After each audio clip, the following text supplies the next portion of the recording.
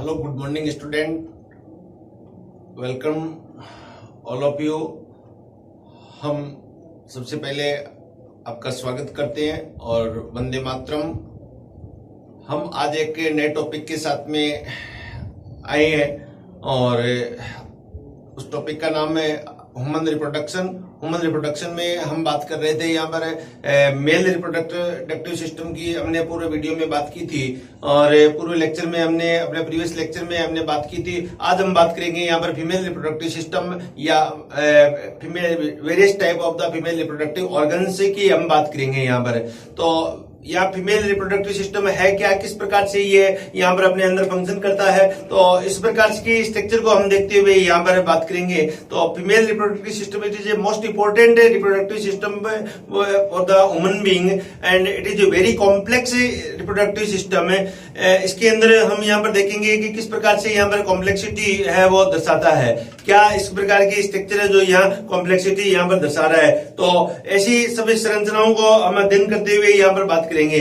तो हमें वापस से एक बार हम देखते हैं कि आप कैसी स्ट्रक्चर है, मेल रिप्रोडक्टिव स्ट्रक्चर कैसी है, फीमेल रिप्रोडक्टिव स्ट्रक्चर कैसी है, इन संरचनाओं का हम आगे अध्ययन करेंगे। तो आइए हम चलते हैं अपने नेक्स्ट जो पार्ट है उसके अंदर। तो सबसे पहले मैं आपका स्वागत करता हूं और वेलकम करता हूं। तो बच्चों सब ठीक होंगे, आप बहुत अच्छे होंगे और सुप्रभात, वंदे मातरम।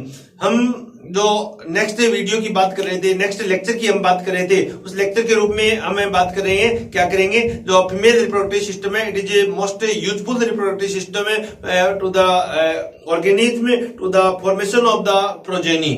मेल और फीमेल रिप्रोडक्टिव सिस्टम में हम यहाँ पर देखेंगे कि किस प्रकार के क्या डिफरेंसेज यहाँ पर होते हैं, कौन कौन से यहाँ पर अंतर पाए जाते हैं, क्या मेल और फीमेल दोनों रिप्रोडक्टिव सिस्टम है उसमें काम पर कोई सिमिलरिटी होती है, तो ऐसा नहीं है।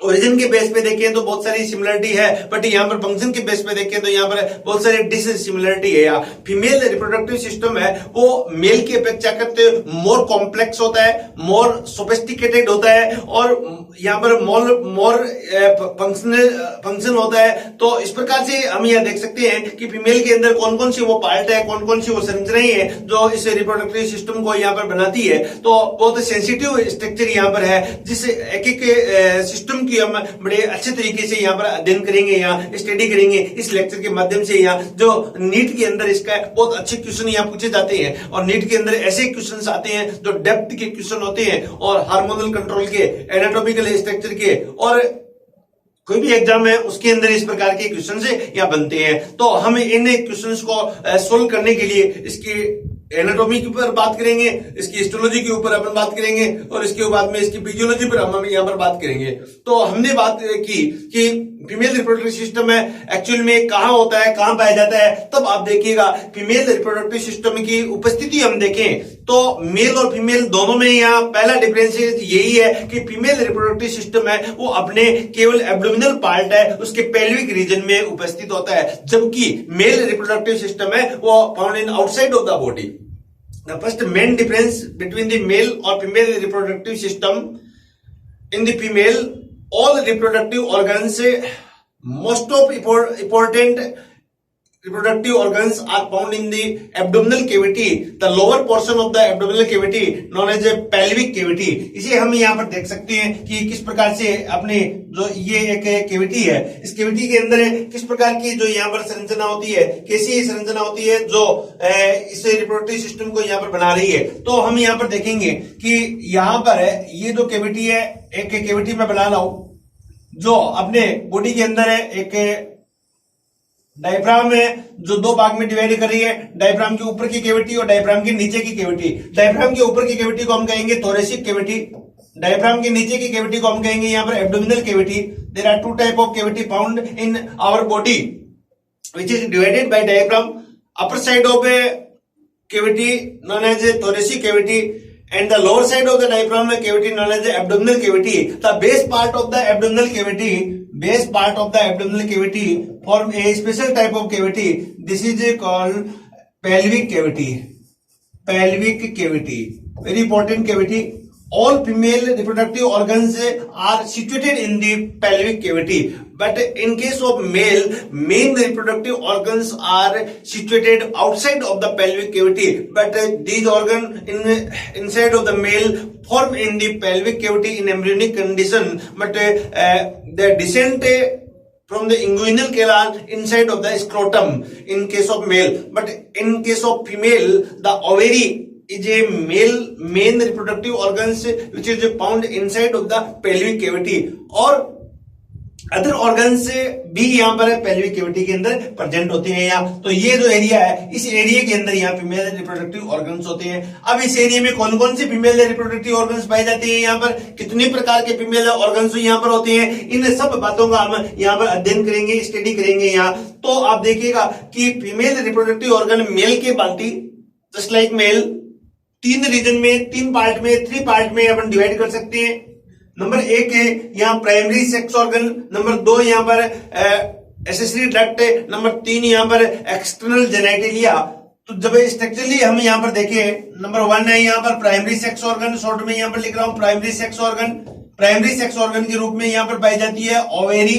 आप सबसे पहले इन बातों का ध्यान रखिए, यहाँ पर प्राइमरी सेक्स ऑर्गन यहाँ पर ओवेरी है, but in case of male यहाँ पर primary sex organ is testes. Number of testes यहाँ पर पेयर था, और यहाँ पर भी नंबर ऑफ ओवेरी है वो पेयर्ड स्ट्रक्चर है। नंबर टू स्ट्रक्चर यहाँ पर प्रेजेंट है। सेकंड स्ट्रक्चर को हम यहाँ पर कहेंगे कि एसेसरी डक्ट के रूप में यहाँ पर पाई जाती है। एसेसरी डक्ट के रूप में यहाँ पर क्या है, प्राइमरी सेक्स ऑर्गन है। फिर यहाँ पर सेकेंडरी सेक्स ऑर्गन, इस स्ट्रक्चर को हम कहेंगे यहाँ पर सेकेंडरी सेक्स ऑर्गन है। सेकेंडरी सेक्स ऑर्गन है यहाँ बात करें हमारे, तो क्या क्या होता है सेकेंडरी सेक्स ऑर्गन में। तो सेकेंडरी सेक्स ऑर्गन में एक तो यहाँ पर ग्लैंड होती है और एक यहाँ पर डक्ट होती है। एक कहेंगे डक्ट प्लस ग्लैंड जो पाई जाती है, और सेकेंडरी सेक्स ऑर्गन के रूप में डक्ट प्लस ग्लैंड में क्या क्या संरचनाएं होती है, तब आप यहाँ पर कहोगे ओविडक्ट एक प्रकार की इसी प्रकार की संरचना है। दूसरी संरचना को हम कहेंगे यूटिनस, इसी प्रकार की संरचना है। तीसरी संरचना को हम यहाँ पर कहेंगे वेजाइना, वेजाइना यहाँ पर इसी प्रकार की संरचना है यहाँ। इसके अलावा यहाँ पर जो डक्ट पाई जाती है इसको हम कहेंगे बर्थोलिन ग्लैंड है, डक्ट ग्लैंड बर्थोलिन ग्लैंड इसी प्रकार की संरचना है। और then external genitalia, external genitalia it is a last structure of the female reproductive organs.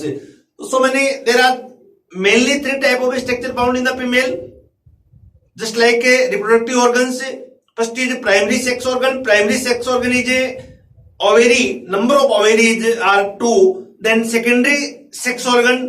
Second type of sex organ known as the secondary sex organ. Secondary sex organ also divided in many structures. First is reproductive duct.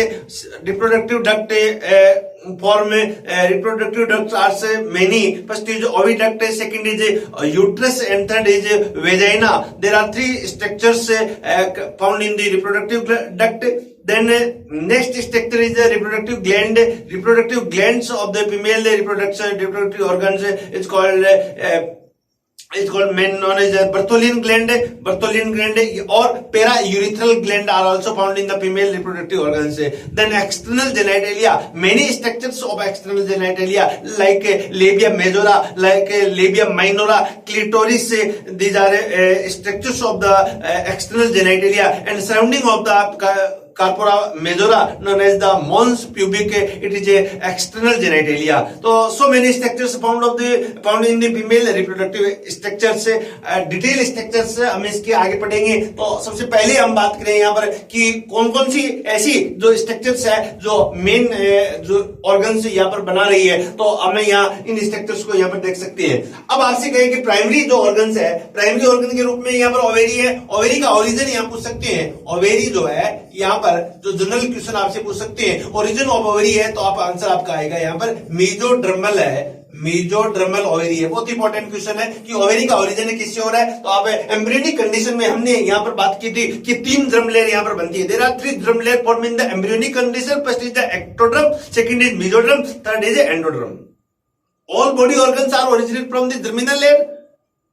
Most of periphery organs are origin from the ectoderm, but mostly organs of the body origin from the mesoderm and some organs are origin from the endoderm like thyroid gland, parathyroid gland and so many structures upon detail करेंगे आगे यहाँ पर। तो यहाँ ovary की बात करें, ovary का ओरिजिन कहां से हुआ है? Very important question of the NEET, many time ask in previous papers, previous years, the origin of ovary, कौन सी लेयर है जो ओरिजिन जिससे ओरिजिन हो रहा है? तो आपका आंसर क्या होगा यहाँ पर? मेसोडर्म के द्वारा इसका ओरिजिन हो रहा है। फर्स्ट क्वेश्चन यहाँ पर ये बना।